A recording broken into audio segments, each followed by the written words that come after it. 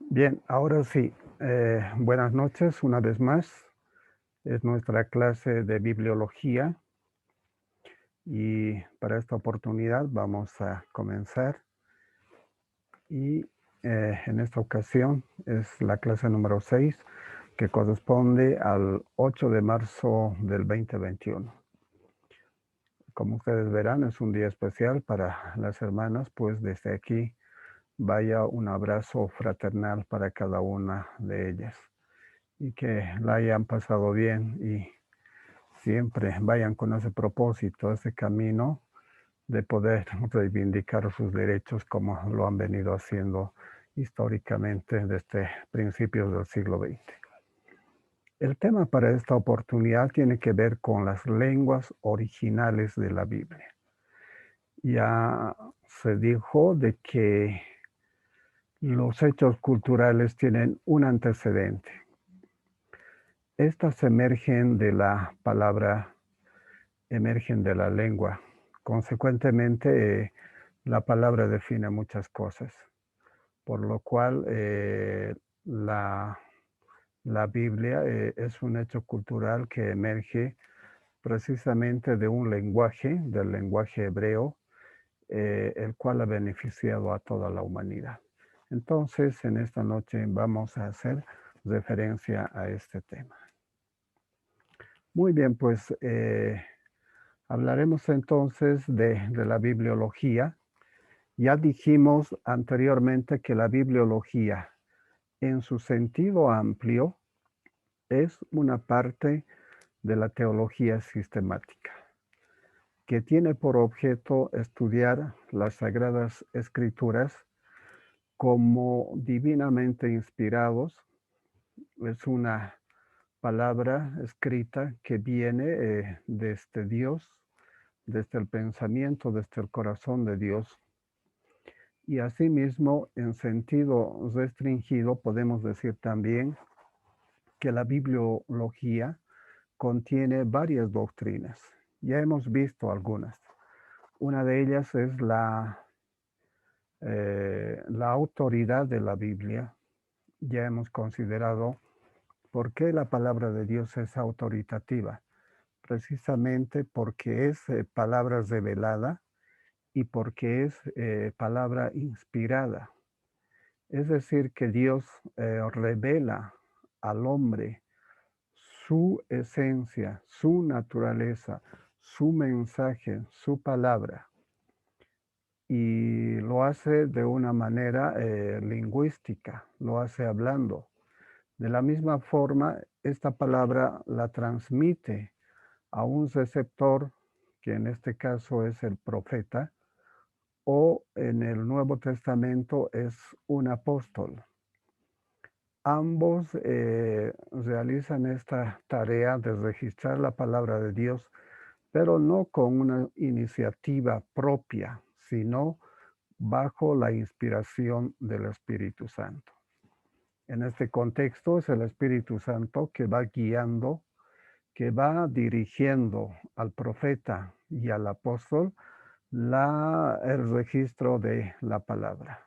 Entonces aquí vemos que el origen de la palabra de Dios, que el origen de nuestra Biblia, tiene que ver con un concepto autoritativo. Consecuentemente, la palabra de Dios viene por revelación y por inspiración. Y ese es el antecedente de su carácter autoritativo de la palabra de Dios. Entonces ahí vimos el origen autoritativo de la palabra de Dios. De la misma forma, también hemos hablado acerca de la canonicidad de las escrituras y hemos definido de que el canon bíblico tiene que ver, en primer lugar, con el contenido que tiene la palabra de Dios. Y hemos definido que la palabra de Dios es nuestra regla de fe, es nuestra regla de conducta y a la vez también tiene por objetivo determinar cuáles libros deben formar parte de la escritura y cuáles son los textos que tienen carácter canónico. Es decir, cuáles textos son los inspirados. Y hemos llegado a la conclusión de que los textos divinamente inspirados son 66 libros los que actualmente tenemos en nuestra Biblia. De la misma forma, hemos hablado de la preservación de la palabra. Asimismo, hay otra doctrina referente a los medios de transmisión de la palabra. ¿Y a qué nos referimos cuando hablamos de los medios de transmisión? Hablamos en este caso de dos ideas que son necesarias para transmitir la palabra de Dios. En primer lugar, copiar, y hemos visto que hay muchos manuscritos históricos que han realizado ese trabajo de perpetuar la palabra de Dios a través del tiempo. Y en segundo lugar, también tiene que ver con traducir. Entonces hay dos cosas. Por una parte, copiar y por otro lado, traducir. Ahora, en cuanto refiere a la traducción de la palabra, aquí es donde se aplica el concepto de la lengua. ¿Y qué define la lengua? ¿Qué determina la lengua? Se dice que la lengua en realidad determina la identidad de las naciones. El pueblo de Israel, a lo largo de su historia, ha mostrado claramente que tiene una identidad al margen de otros, al margen de su territorio, al margen de su población. También tiene una lengua de carácter originaria. Esta lengua es el hebreo.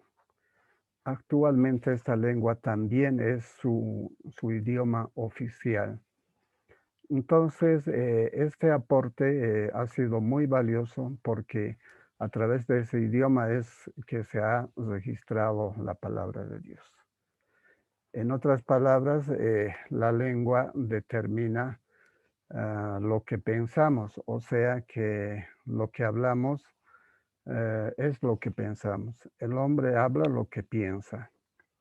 Y naturalmente que el lenguaje ha tenido algunas variaciones precisamente porque muchas veces no hablamos lo que pensamos, aunque muchas veces tenemos bastante conocimiento de la palabra, porque la palabra tiene que ver con la verdad y muchas veces recibimos influencias del exterior, influencias del sistema del mundo. Y estas influencias son las que muchas veces nos hacen hablar más allá de la verdad. Y en este contexto es cuando ingresamos a lo que es el dilema ético. Para dar un ejemplo de lo que estoy hablando, por ejemplo, si hablamos del concepto familia, la palabra familia, conceptualmente, la familia bíblica, lo que está registrado en la Biblia, está hablando exactamente de la familia nuclear, es decir, el padre, la madre y los hijos. Pero sin embargo, algunas ideologías, al margen de lo que es el concepto bíblico, han llegado a crear entes de carácter jurídico y a la vez han reclamado derechos al crear 6 conceptos de familia más. En realidad tenemos como 7 conceptos de familia. Y la única que está aceptada por la palabra de Dios, por la escritura, es la familia nuclear. De estas 7 identidades de familia, nuestro código de las familias ha registrado 5. Entonces, antiguamente nuestro sistema de leyes de familia se llamaba el Código de Familia. Ahora se llaman el Código de las Familias. Quizás lo que no se ha incorporado es algunas referidas a las ideologías de género. Y, por ejemplo, las familias homogámicas es la unión de un hombre con otro hombre y a la vez constituyen una familia.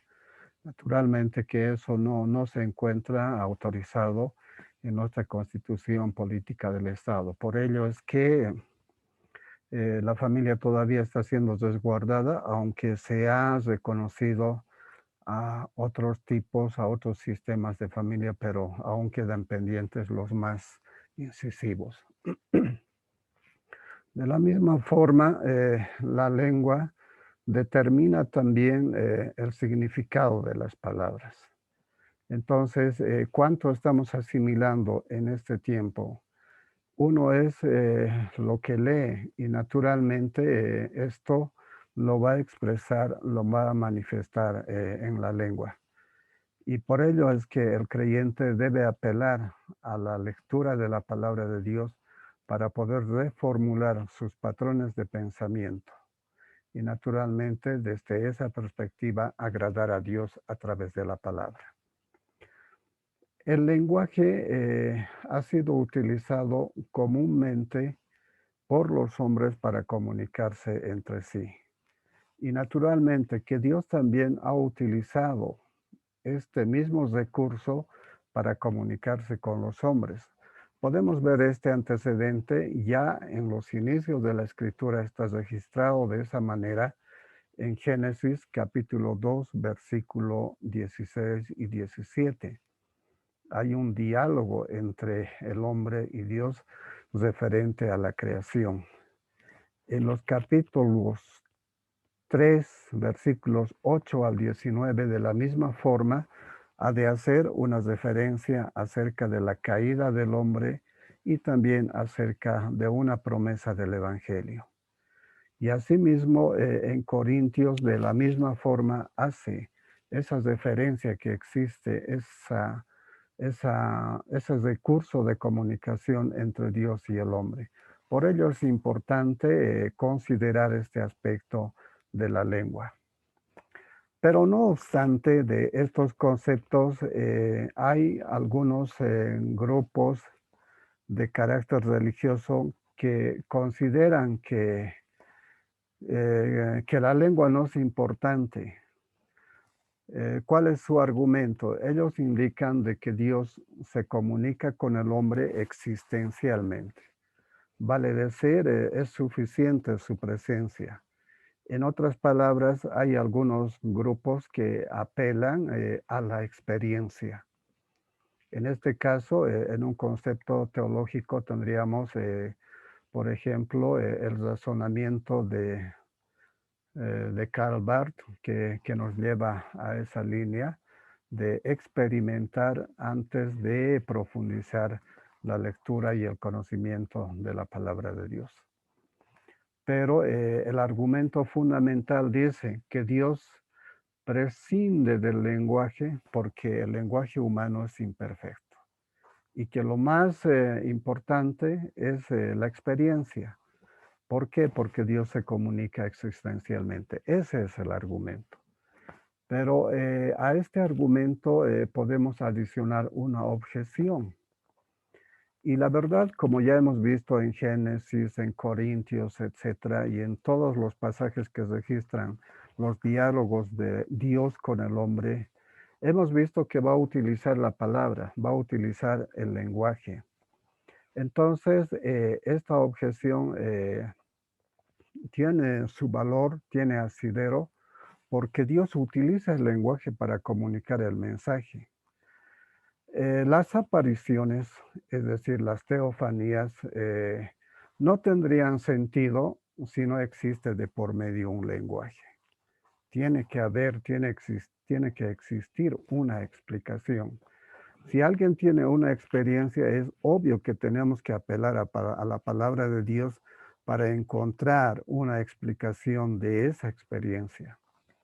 Entonces, si vamos a ver, por ejemplo, a Moisés, Moisés ve una zarza que no se consume, tiene la curiosidad de averiguar por qué no se consume esa zarza, no tiene explicación, esa es, digamos, su experiencia, pero para poder entender ha tenido que esperar a que Dios le hable. Bueno, cuando Dios le habló, ahí sí tenía sentido del por qué la zarza no se consumía.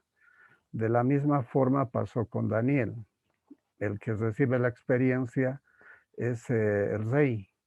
Y naturalmente que esto no se consuma en una explicación hasta tanto que aparece Daniel y Daniel es el que le explica con la palabra de Dios el mensaje que tenía preparado para él.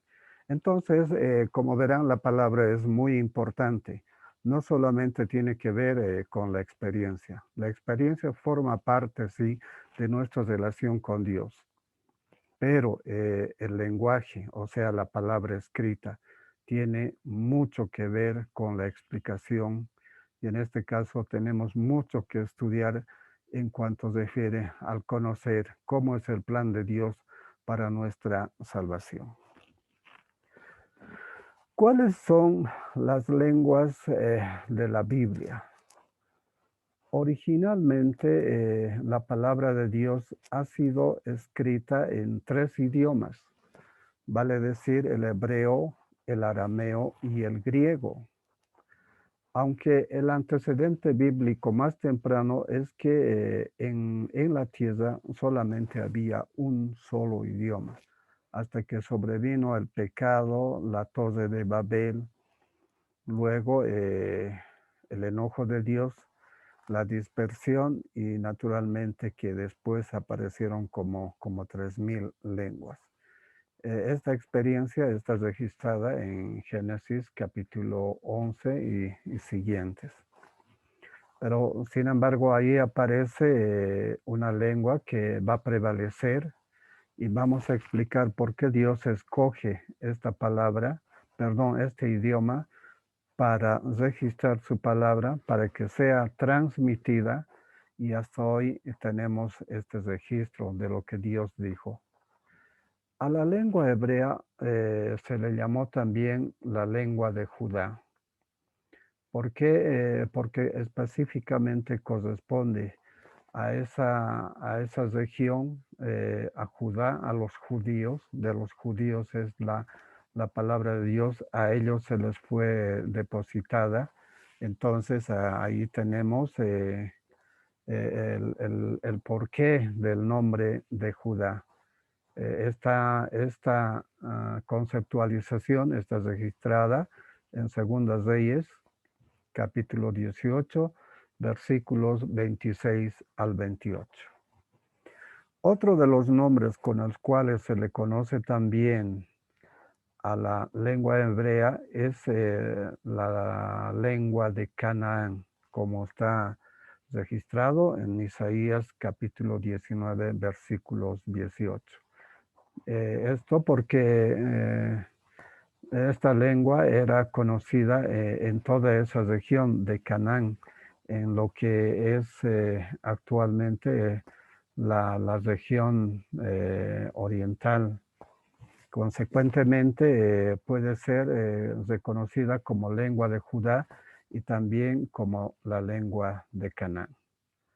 Otro de los idiomas también con los cuales se escribió la palabra de Dios originalmente es el arameo y posteriormente ha sido el griego. Aunque dentro de ese esquema de lenguas que practicaban en todo el Oriente Medio, también habían otros idiomas y naturalmente no han sido tomados en cuenta para el registro de la palabra de Dios. Podemos hacer referencia, por ejemplo, al idioma ugarítico, al idioma fenicio o al idioma moabita. Prácticamente estos idiomas ya han desaparecido, ya no tienen vigencia, pero sí el hebreo sigue vigente así como el griego. De todas maneras, el hebreo es el idioma oficial de la nación de Israel. Aunque históricamente el idioma hebreo ha tenido algunas decadencias, ha caído en desuso precisamente a causa del pecado de la nación de Israel. A causa de su pecado fueron llevados en cautividad, fueron dispersados, se conglomeraron con otras culturas y en otras naciones Consecuentemente, fueron aprendiendo también otros idiomas, por ejemplo, el arameo.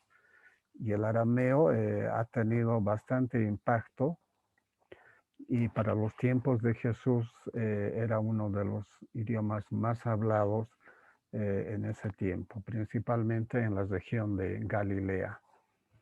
Entonces, el hebreo, no obstante de estos hechos, no ha desaparecido, ha sido preservado. Se ha continuado con la práctica del idioma porque en las clases cultas y y en los cultos religiosos aún se continuaba hablando el idioma hebreo. Entonces, ese es el antecedente del por qué la escritura se escribe en hebreo, en arameo y en griego. Ahora bien, nuestro Señor utiliza este lenguaje con un objetivo específico. El objetivo específico es transmitir el mensaje de salvación. Entonces, si nos preguntamos por qué utilizó hebreo, griego y arameo, precisamente por el contenido soteriológico, o sea, de salvación que tenía el plan de Dios. Y utilizó a la nación judía. Por ello es que la salvación viene de los judíos, como dice en Romanos. Por lo cual, para transmitir este mensaje de salvación, Dios utiliza como instrumento el idioma humano. Ahora, de estos tres idiomas, el hebreo, el griego y el arameo, los dos principales son el hebreo y el griego. Y secundariamente están dos idiomas subsidiarios. Son dos idiomas que van a servir de apoyo, los cuales son el arameo y el latín. Entonces, hermanos, no debemos olvidar este aspecto. Lo esencial es que el hebreo ha sido escrito en el Antiguo Testamento y el griego en el Nuevo Testamento. El hebreo bíblico del Antiguo Testamento. Naturalmente, hemos hablado en las anteriores clases de que los idiomas sufren transiciones. Y por ello es que el hebreo, como cualquier otro idioma, ha tenido que atravesar etapas. ¿Y cuáles son esas etapas del hebreo bíblico? Principalmente ahora en el Antiguo Testamento. De acuerdo a los historiadores y de acuerdo también a los lingüistas, se ha llegado a determinar que existen como 4 etapas por las cuales ha atravesado el hebreo. Vale decir que si queremos aprender hebreo, irnos a Israel y aprender ahora, no es el mismo hebreo bíblico. Es un hebreo moderno. A ver, vamos a explicarlo más adelante. Entonces, el primer referente que habla acerca del idioma hebreo es el bíblico arcaico. Este hebreo bíblico se ha utilizado en el siglo X antes de Cristo hasta el siglo VI antes de Cristo.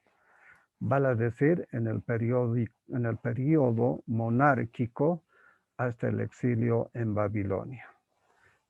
Todo el antecedente de lo que registra la palabra de Dios en el Antiguo Testamento básicamente ha sido escrito en este hebreo bíblico.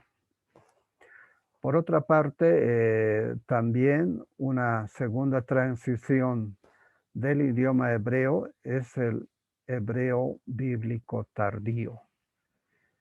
Este hebreo se ha utilizado en el siglo V antes de Cristo y apunta más o menos hasta el siglo III antes de Cristo. Esto es en la época de la dominación persa. Y el tercer periodo o la tercera etapa de la transición del hebreo lo vamos a ver en el tiempo helénico. en los 400 años de silencio y precisamente en los tiempos cuando se han guardado los rollos del Mar Muerto. Vale decir que van desde el siglo III antes de Cristo hasta el siglo I después de Cristo. Este periodo helenístico ha sido importante porque es aquí también donde se ha registrado la Septuaginta y a la vez también había influencia del idioma romano, o sea, del latín. Pero no obstante, para recuperar el antecedente del hebreo bíblico, hay que reconocer el trabajo que hicieron los masoretas, el de recuperar al idioma hebreo todo lo que habían tenido hasta ese momento en la Septuaginta, que estuvo escrito naturalmente en idioma griego. Este proceso de registro más o menos comienza desde el siglo III antes de Cristo al siglo I después de Cristo, vale decir, hasta la destrucción del Templo de Jerusalén, aunque después han continuado hasta el siglo IV con otros trabajos en idioma hebreo. Naturalmente que todo este proceso se hace para mantener la fidelidad de la palabra de Dios en su idioma original.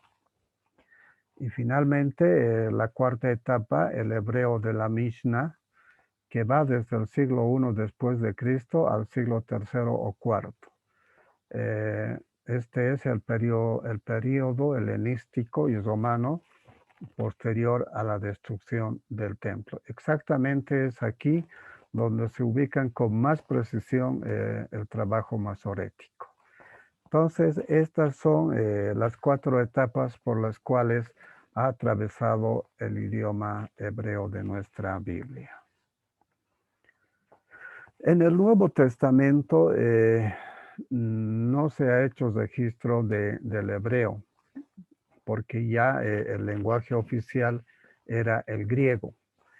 Entonces, solamente se han registrado algunas palabras que traducidos más o menos pueden referir a amén, al Osana, al Rabí, a la palabra Mesías y también aleluya.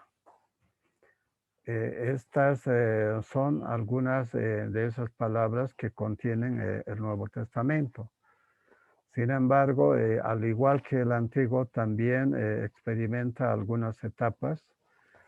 Otra vez ingresamos en el hebreo bíblico, el hebreo rabínico de los rabíes, de los maestros, de los comentaristas, el hebreo medieval y el hebreo moderno. El hebreo medieval que se practicó durante la Edad Media y el hebreo moderno que es muy diferente a lo que es ahora el hebreo bíblico. Claro, naturalmente debe contener algunas coincidencias lingüísticas, pero no ha de servir mucho para llegar hasta el origen de la palabra como fue escrita la palabra de Dios. Con todas estas variaciones, hasta hoy la lengua oficial de Israel es el hebreo. Entonces podemos aquí determinar que la palabra de Dios ha permanecido en el tiempo. ¿Cuál es su característica del idioma hebreo? Hay muchos idiomas que solamente tienen carácter fonético. Si nos vamos al ejemplo de nuestro idioma aymara aquí en Bolivia, vamos a encontrar que no tiene alfabeto. Para tratar de utilizarla tenemos que apelar al alfabeto castellano. Y muchos de esos dialectos semíticos de igual forma no llevaban alfabeto propio. Pero el hebreo, como el griego, esa es su característica fundamental, contenía un alfabeto. El hebreo, por ejemplo, tenía un alfabeto de 22 letras. Ahora, ¿por qué es importante el alfabeto? Esto ha sido resultado de un proceso de evolución del intelecto humano. Si bien el hombre trató de expresar su idea de forma pictórica, vamos a encontrar en estos tiempos algunas cavernas en cuyo fondo se encuentran algunos dibujos o algunas pinturas que tratan de expresar la idea, pero no lo hacen de una forma como cuando se tiene un escrito correlativo, como cuando se tiene un alfabeto. Luego de la etapa pictórica ha pasado a la etapa de los símbolos, lo que se llama también la etapa simbólica. Y es cuando no podían escribir hombre, pero lo simbolizaban, por ejemplo, por decir, en una sola línea. Entonces, donde había una línea, suponía que había ahí eh, un símbolo, el hombre. Entonces, de esa forma trataban de interpretar. Pero con lo pictórico ni con lo simbólico no se puede escribir toda la idea, todo el pensamiento de la palabra. Pero el hebreo era tan especial que tenía su alfabeto, con lo cual podía expresar exactamente todo el contenido del pensamiento, todo el contenido de la palabra. Básicamente eso ha sido su riqueza. Si tenemos algunas falencias en las traducciones del idioma aymara, por ejemplo, como no tiene alfabeto es un poco difícil hacerlo. En realidad tenemos que hacer algunas transliteraciones porque en este tiempo ya postmoderno aparecieron otras cosas que no se hablaba antiguamente, por ejemplo, celular, televisión, cable, etcétera. Son conceptos que corresponden al desarrollo de las fuerzas productivas a nivel mundial, pero un idioma que corresponde a un tiempo y a una cultura pasada no puede entender esos detalles. Pero si tuviera alfabeto, entonces ya podríamos determinaros de una cosa. Entonces la Aymara al celular le siguen diciendo celular. Esa es su característica. Pero con el hebreo se ha avanzado mucho. Por eso es que la palabra de Dios tiene esa riqueza, tiene ese valor que le da esa esencia de que realmente se ha registrado en la forma y lo que Dios quiso realmente decir al hombre. Con el idioma arameo es básicamente un idioma que pertenece a la región noreste del Medio Oriente. También otros lo llaman del cercano Oriente. ¿Cuáles son las características del idioma hebreo? En primer lugar, lo que tenemos que considerar es una lengua propia de los sirios. De la misma forma, se ha utilizado bastante en el siglo VIII antes de Cristo. Fue el idioma diplomático de los asirios. También lo usaron los asirios, los babilónicos y los persas. Para el tiempo de la intervención de los persas o de los babilónicos a Israel, prácticamente este idioma estaba en su auge. Por ello es que cuando fueron deportados asimilaron mucho el idioma arameo y prácticamente en algunos casos habían olvidado el significado de las palabras hebreas. Esto ocurre en muchos casos. Muchos tenemos ascendencia, eh, por decir, en una comunidad originaria donde se habla aymara, pero las otras generaciones ya van aprendiendo el castellano y más después ya hay ni idea de su idioma originario. Ocurre eso. Y lo mismo ocurrió con las naciones, con la nación de Israel cuando fue exiliado y cuando fueron deportados. El arameo se utilizaba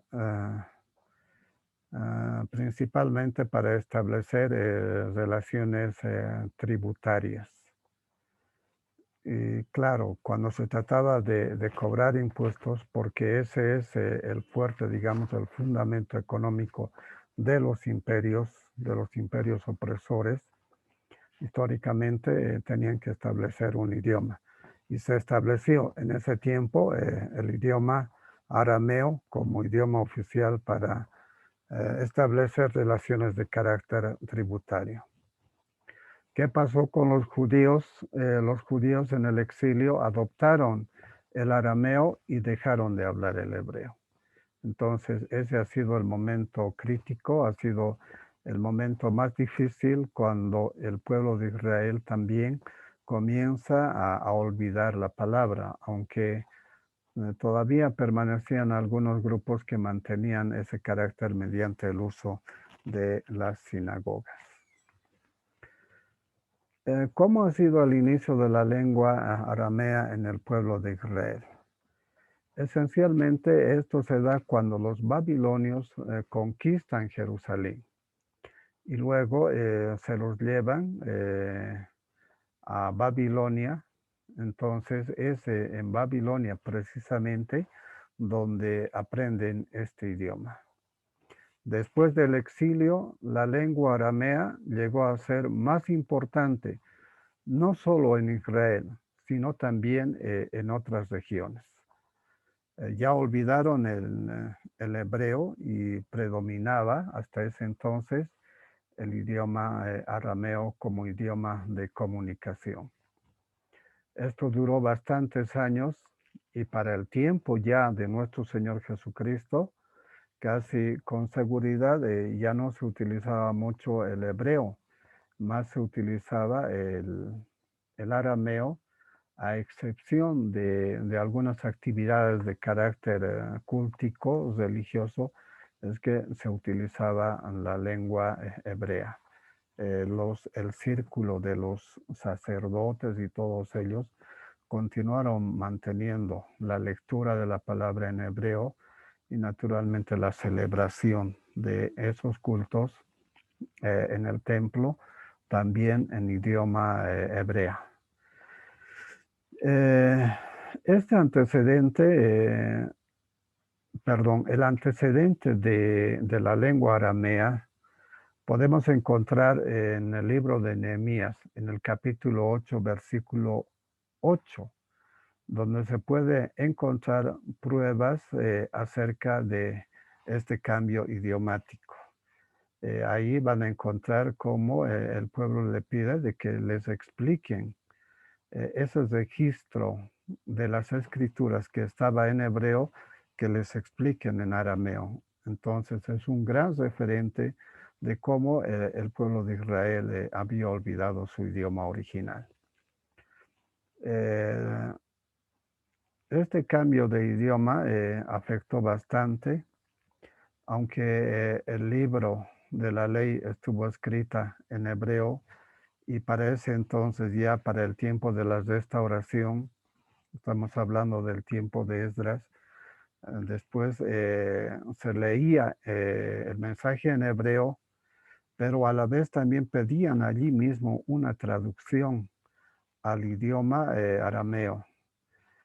Naturalmente que esa traducción se hacía en forma oral, vale decir, en una traducción de carácter fonético. Por ello es que no existe una Biblia en arameo, solamente hay en hebreo y en griego. ¿Cuál ha sido la extensión del arameo? ¿Qué impacto ha tenido en las escrituras? Si vamos a buscar antecedentes del impacto que ha tenido el idioma arameo, básicamente ha tenido su campo de acción en Palestina y en toda esa región el lugar donde tenía mayor influencia era en Galilea. Por ello es que Jesús hablaba perfectamente el arameo. En otras palabras, era su idioma materna. Su mamá seguramente hablaba perfectamente el arameo y se lo comunicó y de igual forma al Señor Jesucristo. El registro, la influencia del arameo en el Antiguo Testamento, vamos a encontrar en Génesis, capítulo 10, versículo 22, capítulo 31, versículo 47, Segunda Reyes, capítulo 18, versículo 26. En todos estos antecedentes se da referencias al idioma arameo. Se hace referencias de personas que están dentro de esa circunscripción de personas que hablan arameo. Aunque en Segundas Reyes, capítulo 18, versículo 26, hay claramente una afirmación donde la gente pide de que se traduzcan las escrituras que están en hebreo al arameo. De igual forma podemos ver en Isaías 36:11, Jeremías 10:11, Esdras 4:7, 6:18, 7:12 al 26, Daniel 2, versículo 46, Daniel capítulo 7, versículo 28. Entonces hay muchos pasajes que en algunos casos evidentemente consignan algunos versículos en arameo. En el Nuevo Testamento solamente se registran palabras, ya específicamente como Abba es una palabra aramea, Éfata, Cefas, Talita Kumi, Eloí lama sabactani, que lo expresó nuestro Señor Jesucristo, es una prueba clara de que el Señor Jesucristo utilizaba este idioma, o también Maranata. Estas palabras tienen contenido de carácter arameo. Es un lenguaje arameo. Entonces, en el Antiguo Testamento se registran algunos pasajes en arameo y en el Nuevo Testamento se registran solamente algunas palabras. El griego. El griego ha tenido su impacto ya desde el siglo IV antes de Jesucristo. Es el tiempo intertestamentario. El idioma griego se hablaba principalmente en las penínsulas Balcanes, vale decir, en la región de lo que es ahora Europa. Y ha venido este idioma a través de Alejandro el Magno, el gran conquistador del imperio helénico, quien lo ha extendido por todo el Medio Oriente. Este idioma es influyente aún sobre el latín romano, porque no solamente era la expresión del lenguaje, sino también el crecimiento cultural, de la misma forma, la educación con la cual se manejaba este idioma, que naturalmente correspondía también al desarrollo económico, social y político del imperio griego. No obstante, como ya hemos visto, el griego se activa junto al hebreo. Por ejemplo, en la Septuaginta. La Septuaginta originalmente fue escrito en griego, pero ha sido una traducción del hebreo.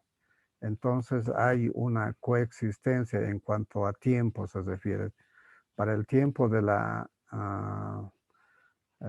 traducción del hebreo al griego de la Septuaginta, básicamente coexistían ambos idiomas.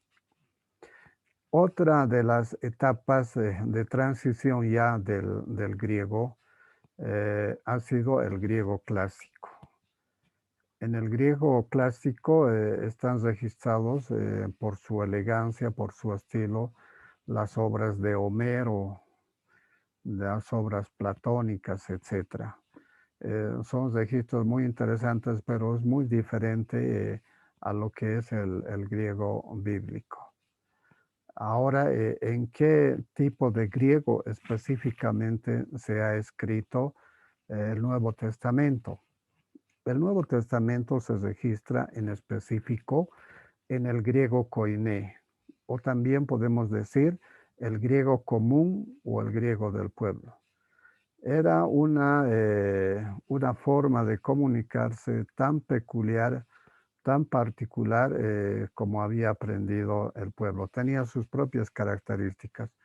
Estaba fundida, estaba cohesionada con el carácter, con la educación y con la cultura o el carácter religioso del pueblo de Israel.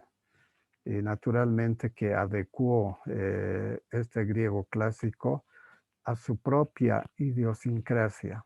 Por ello es que emerge lo que es ahora en la Biblia el griego koiné. Luego, posteriormente, hace otra cuarta transición en lo que es actualmente el griego moderno. El griego moderno es distinto a lo que es el griego koiné, porque el griego koiné nace juntamente con el pueblo de Israel, con su cultura, con sus características, con el conocimiento de la palabra de Dios. En otras palabras, tiene un carácter y un contenido religioso, que es muy diferente al griego clásico y a lo que es ahora el griego moderno. Entonces, esa es la esencia del griego en la Biblia.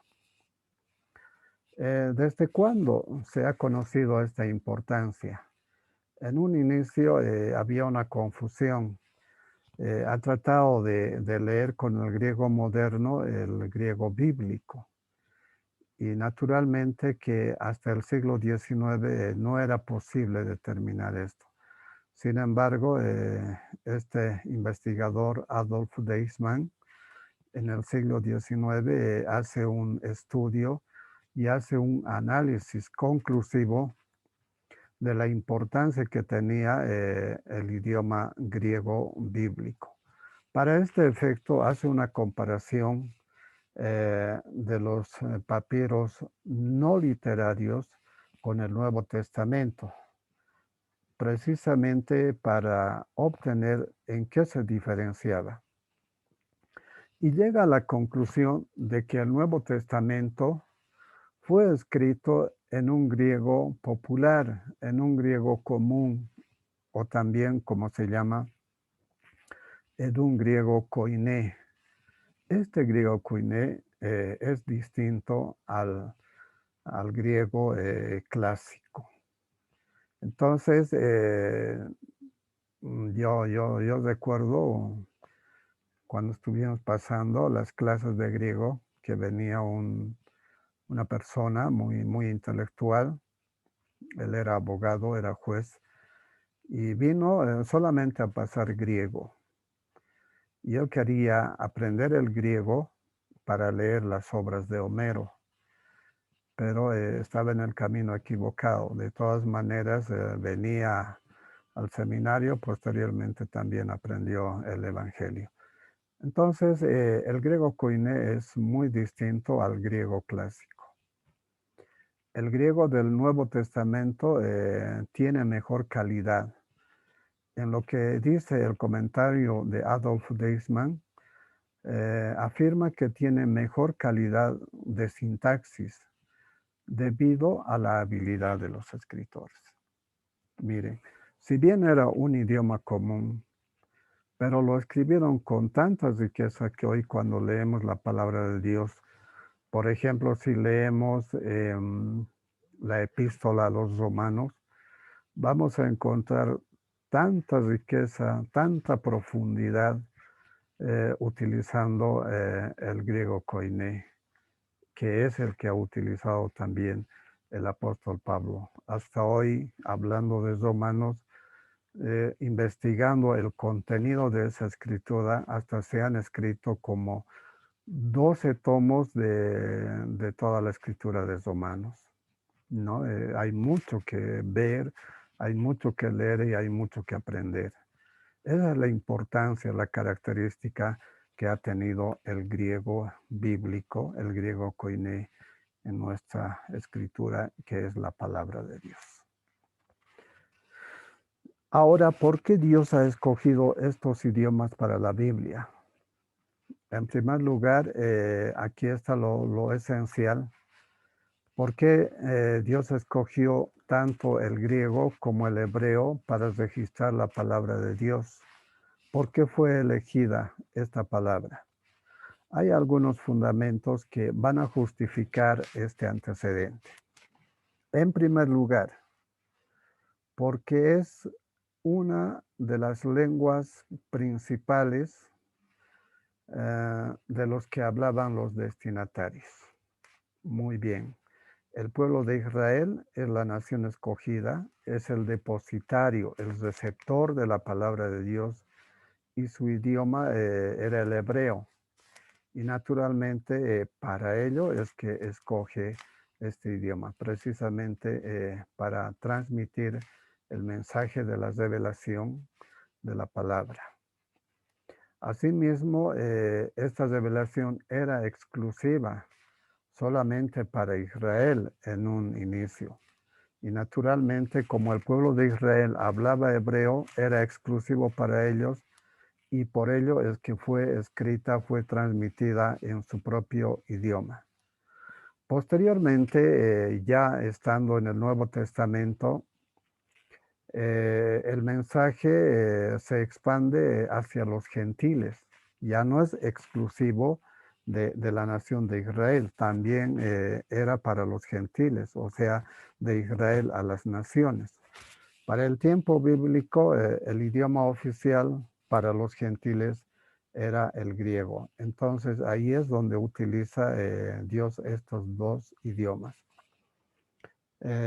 Referencialmente el hebreo para Israel, por su privilegio de nación escogida, y cuando se trata de expandir la palabra de Dios, se utiliza el griego.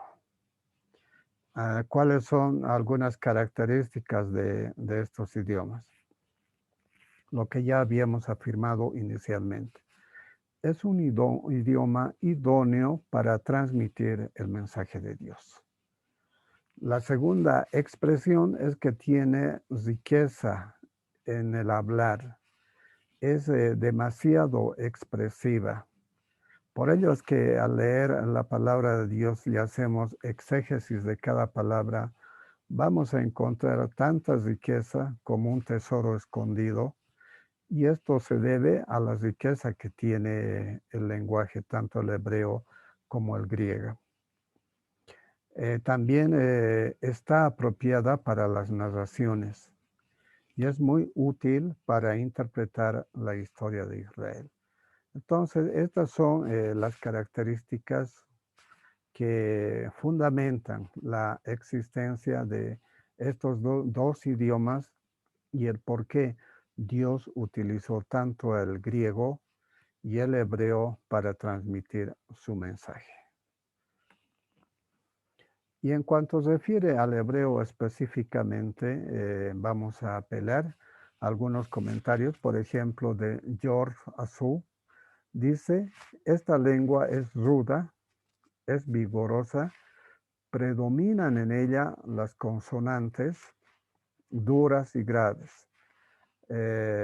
También pronuncian sonidos guturales, sordos y enfáticos. Prácticamente está diseñado para textos de carácter religioso. De la misma forma comenta, tiene pasión más que armonía, es energía más que gracia, está diseñado específicamente para lo sagrado. No es estético, es bueno para cánticos que expresan alegría y dolor. De la misma forma, tiene también sus bellezas y no carece de solemnidad y grandeza. Es una lengua muy a propósito para clamar a voz en cuello, como está registrado en Isaías capítulo 58, versículo 1.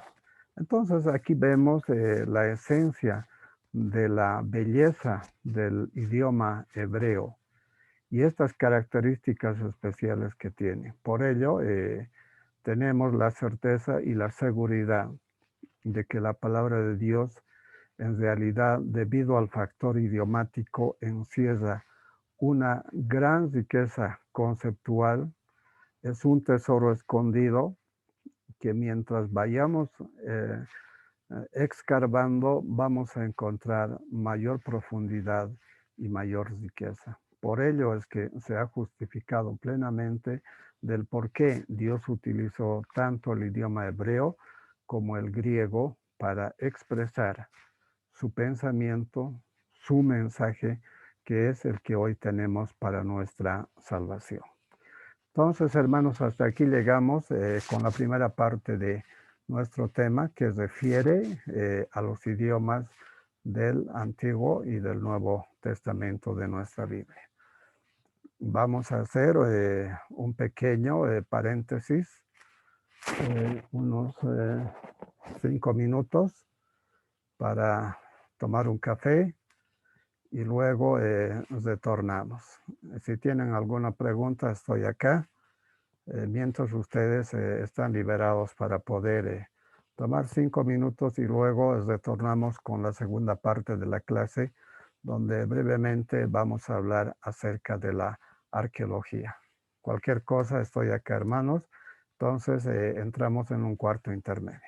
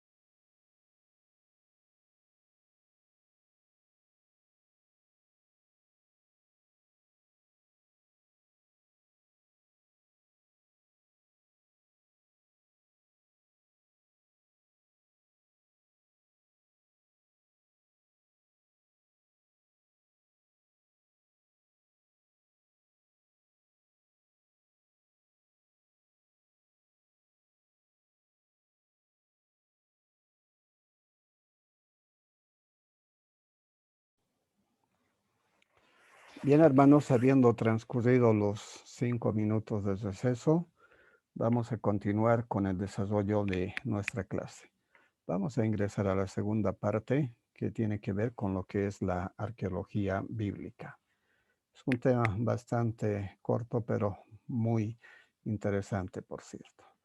Entonces ingresaremos a lo que significa y contiene la arqueología bíblica. En primer lugar, trataremos de determinar el objeto de estudio de la arqueología. Y decimos que es la aplicación de los métodos arqueológicos para el entendimiento de las Sagradas Escrituras. Vale decir, utilizar las técnicas que tiene la arqueología para aplicarlas al conocimiento o a las relevancias históricas de las Sagradas Escrituras. El arqueólogo bíblico estudia específicamente los descubrimientos de las excavaciones a objeto de exponer de manera directa o de manera indirecta la historicidad de la Biblia. ¿Qué quiere decir esto? Que tiene que intercambiar conceptos de los eventos históricos con los relatos bíblicos. Muchas veces queremos salir del hecho histórico y enfocarnos más en el hecho teológico. Y básicamente algunos tratan de separar lo que es la teología y lo que es la historia. Pero sin embargo es necesario recurrir a la historia para no cometer algunos errores históricos que han afectado a los hechos teológicos. Por ejemplo, si alguien no ha dado la gloria a Dios, han sido precisamente los líderes de la iglesia. ¿Por qué?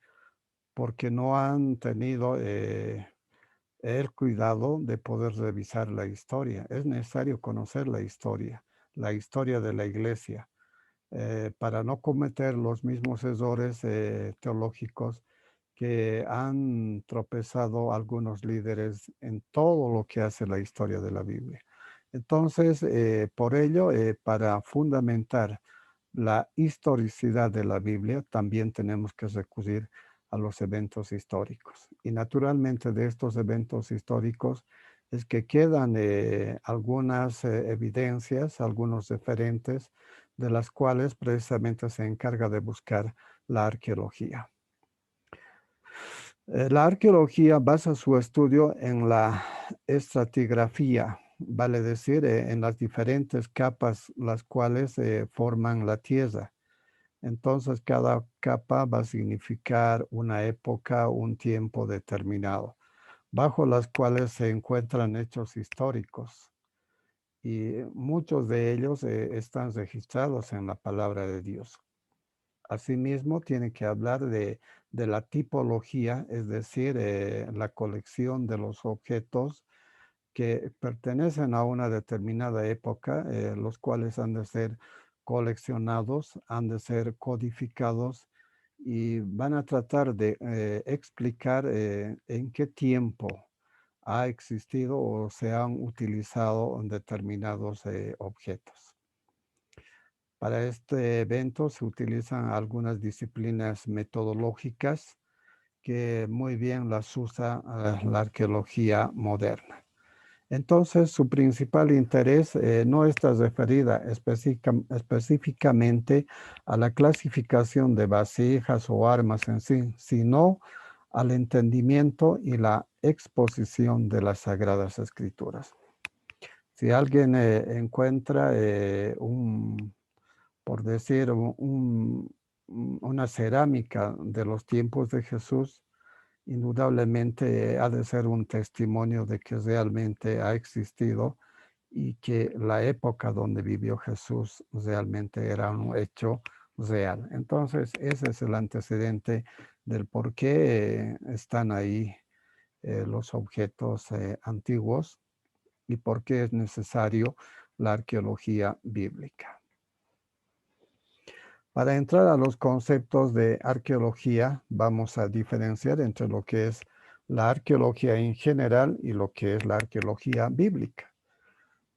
Y decimos, la arqueología en general es la ciencia que recobra el pasado de pueblos y culturas anteriores a nuestro, por medio del descubrimiento, registro, estudio sistemático e interpretación de materiales existentes legados. Ahora bien, en cambio, la arqueología bíblica es la disciplina que se ocupa de la recuperación e investigación científica de los restos materiales de culturas pasadas que pueden iluminar los períodos y descripciones de la Biblia. En el sentido general de la arqueología, simplemente vas a sistematizar, vas a registrar algunos objetos que corresponden a una cultura, pero en el caso bíblico va a tratar de demostrar que han existido durante los periodos registrados en la Biblia.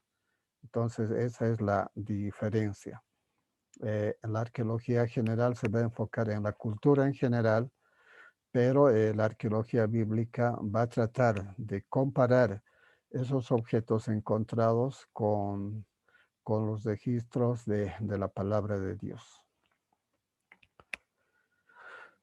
¿Cómo debemos entender la arqueología bíblica? Para ello hay dos escuelas. Una es la llamada escuela maximalista y la otra la escuela minimalista. ¿De qué se trata la escuela minimalista? Esta escuela indica de que la Biblia debe ser leída y analizada como una colección de narraciones y no como un cuidadoso recuento histórico. Es decir, mm, que la Biblia simplemente debe ser considerada como una colección de narraciones, pero no se debe asociar a la historia. La historia está independientemente de lo que dice la Biblia, porque la Biblia simplemente son narraciones. Por lo mismo, no tiene registros históricos como fechas, lugares, etcétera. En realidad, aparentemente tendría razón porque el objetivo de la Biblia no ha sido específicamente hacer historia, registrar historia, sino el de transmitir el evangelio de la palabra de Dios.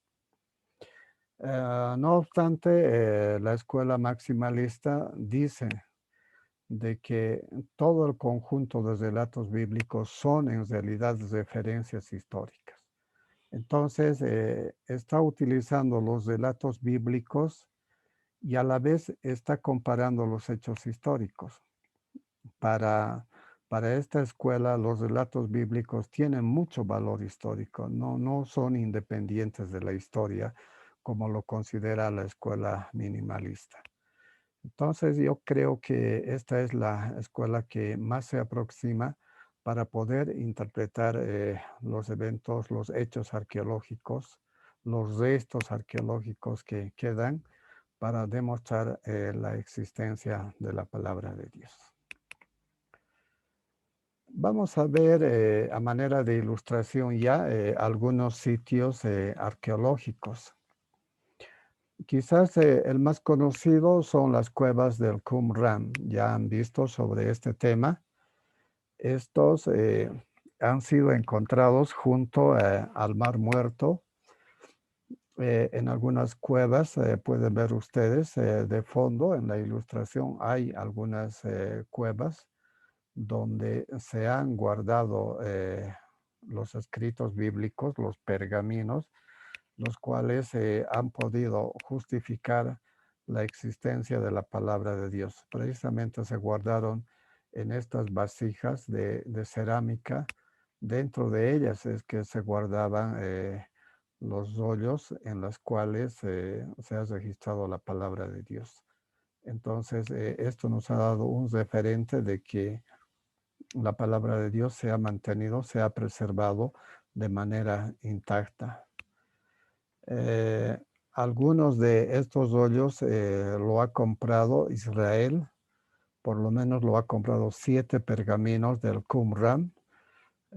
Ellos muy sagradamente lo conservan en un museo de la Universidad Hebrea llamada Santuario del Libro. Ahí está también en la ilustración el lugar donde hoy se puede ver estos pergaminos. Si van por ahí, visiten ese lugar, que por cierto es un evento muy interesante. ¿Cómo fueron preservados? Ya lo dijimos, en esas vasijas de arcilla, los cuales fueron escondidos en las cuevas del Qumran. ¿Quiénes lo han hecho? Los esenios.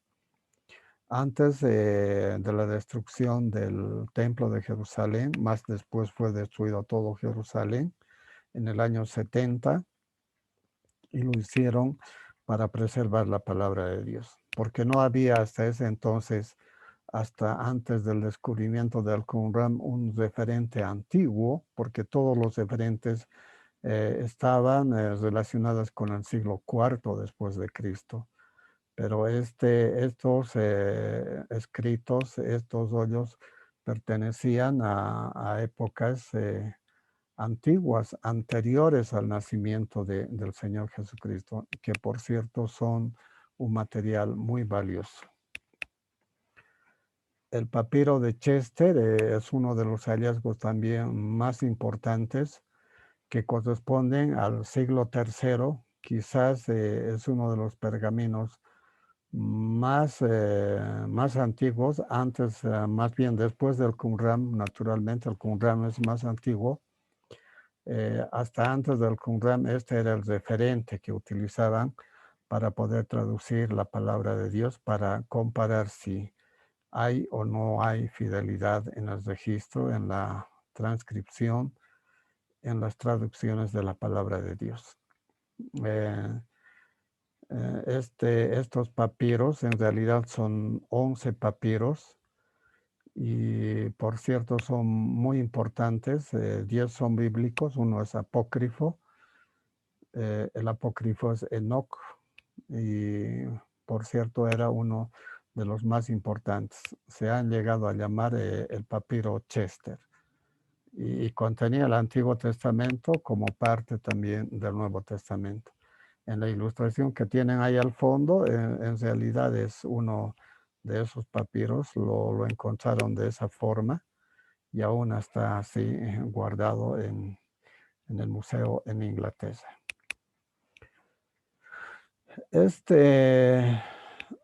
Otro ejemplo podemos decir, de un hallazgo de carácter arqueológico es la prisma de Sennacherib. Si van a ver, está hecho en cerámica y es una escritura cuneiforme. Vale decir que tiene más que una escritura alfabética, una escritura de carácter simbólica. Está escrito en idioma acadio, más o menos mide como 15 pulgadas de alto y su datación habla del año 700 antes de Jesucristo. ¿Y a qué hace referencia esta prisma? Hace referencia al rey de Israel llamado Ezequías y al rey asirio Sennacherib. Entonces, este dato es muy importante porque ya es extrabíblico y habla de ese encuentro entre Ezequías y el rey asirio Sennacherib. Y esto ya no son manuscritos, no son inscripciones. Todo lo que viene en material sólido se llaman inscripciones. Entonces, esto es una inscripción del rey asirio donde relata cómo atrapa al rey Ezequías en Jerusalén. Y la frase más relevante es como si fuera un pájaro en una jaula. Esta pieza en forma de prisma fue comprada a un vendedor de antigüedades en Bagdad en el año 1919. Y hoy se encuentra en el Oriental Institute Museum en Chicago, Estados Unidos. Por cierto, es un hallazgo de carácter arqueológico pero muy importante. La estela de Merempta, esto también es importante porque si ven, el registro es pictórico, ¿no? Ya no es simbólico ni alfabético. Y es importante porque tiene también algunos registros especiales. Se llama la estela de Merneptah, también llamada la estela de la victoria o estela de Israel. Es una losa escrita en granito gris, erigida por el rey Amenhotep III e inscrita más tarde en el reverso por el rey Merneptah para conmemorar su victoria de la campaña militar en las tierras de Canaán hacia el año 1210 a.C. Estos datos son muy importantes. Son pruebas externas que justifican los relatos bíblicos. Si bien algunos dicen que no es importante la historia, aquí está la historia que está confirmando la existencia de las escrituras. Entonces, ahí podemos ver también esa joya arqueológica que se tiene conservado en el tiempo contemporáneo. Otro hallazgo importante que también afirma la existencia de la escritura es Betsaida. Indudablemente que este hecho está registrado en Lucas capítulo 9, versículo 10 a 12, Marcos 8, 22, que habla del pueblo de Betsaida. Pero el dilema que oponían la alta crítica era precisamente de que este pueblo no ha existido, no había, y trataban de buscar en ese hecho que la Biblia contenía un error. Pero ya en 1987, después de realizar excavaciones, ha sido descubierta este pueblo mencionado muchas veces en los evangelios. Nadie creía de su existencia hasta que se logró el descubrimiento. Entonces ahí se comprobó su existencia y otra vez este hecho confirma plenamente que los registros de la palabra son verdaderos. Otro trabajo arqueológico es esto de Sodoma y Gomorra. ¿Y a qué conclusiones han llegado con estas excavaciones? Ahí llegan a la conclusión de que se revelaron que, que ese lugar, que ese espacio geográfico fue quemada de arriba hacia abajo, ¿no? Por ejemplo, la torre de osarios quemadas de arriba hacia abajo y también de adentro hacia afuera, era sorprendente. Entonces el fuego como que salía de abajo y como que también hubiera llegado de arriba. Y analizando químicamente los componentes y han llegado a establecer de que contenía azufre. Y por cierto, es una reliquia esta explicación.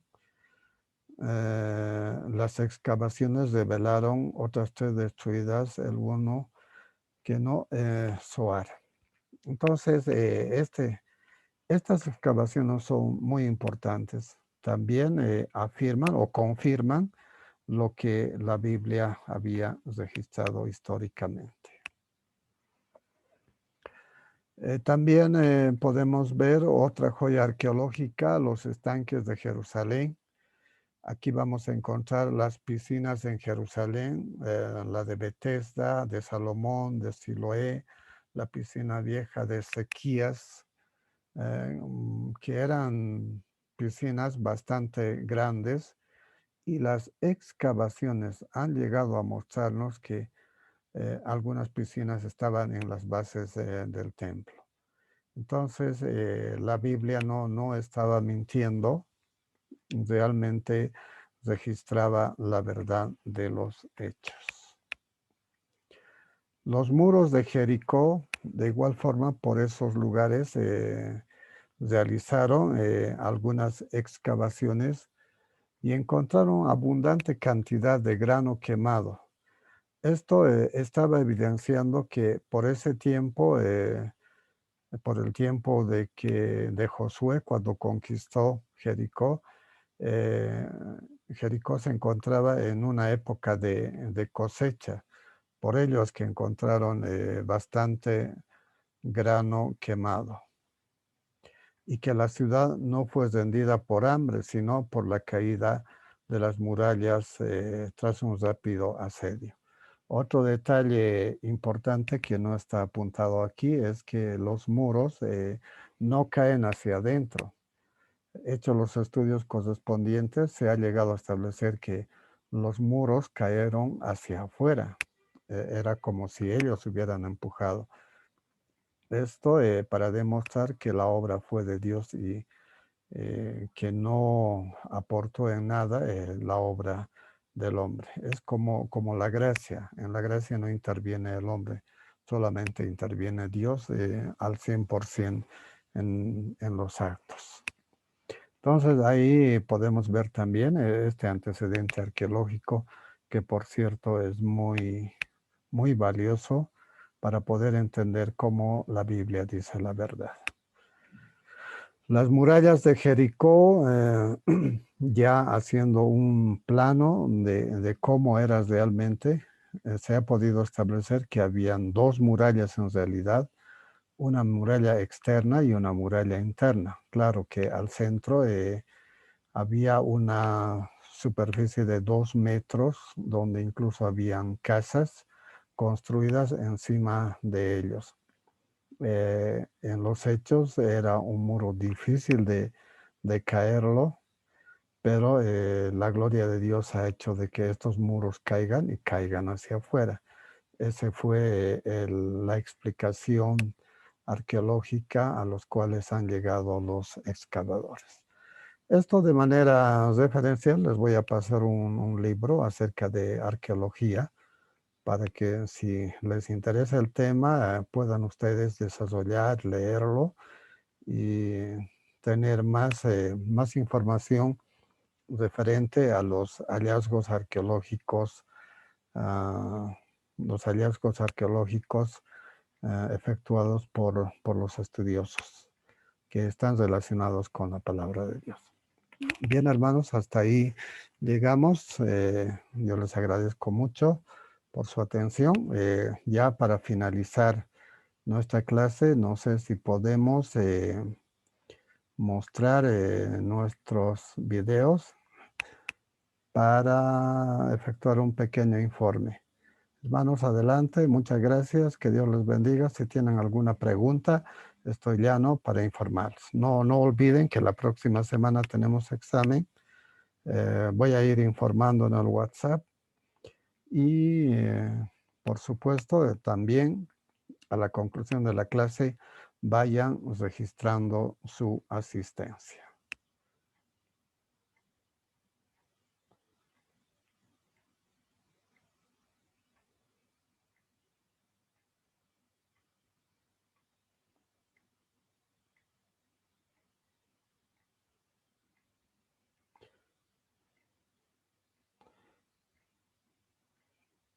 Sí.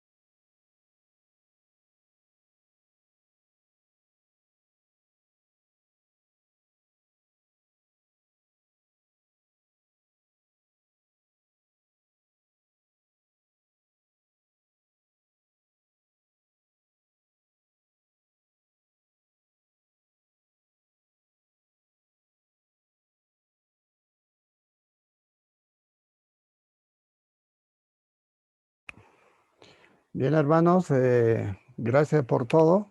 No sé si podremos encender cámaras para despedirnos y decirles que Dios les bendiga. Pues buenas noches, hermanos, y paz de Dios. Buenas noches, hermanos. Saludos, saludos. Saludos, pastor. Más bien, gracias. Buenas noches, pastor. Aquí está lloviendo fuerte aquí abajo. Sí, la lluvia. Por acá también está fuerte la lluvia. Les agradezco mucho, hermanos. Y un favor, pastor. Sí. Toda la información para dar el examen la próxima semana, todo lo que se pueda, por favor, le pido, ¿no? Para sacar una buena nota también. Ya, lo vamos Lo que yo tengo sumado a lo que, claro, usted nos puede brindar, ¿no? Por supuesto. Vamos a mandar todas las referencias necesarias, la bibliografía también, y todo lo necesario, hermano. No se preocupe.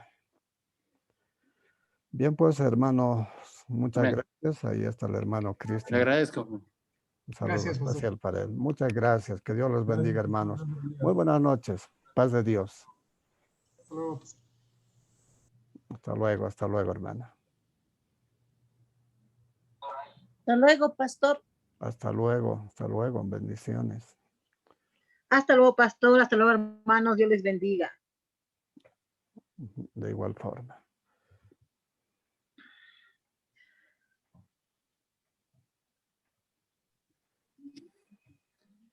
Hay que hacer un grupo del curso. Yo creo que sí. Vamos a ir coordinando todo eso por WhatsApp. No olviden su asistencia, por favor.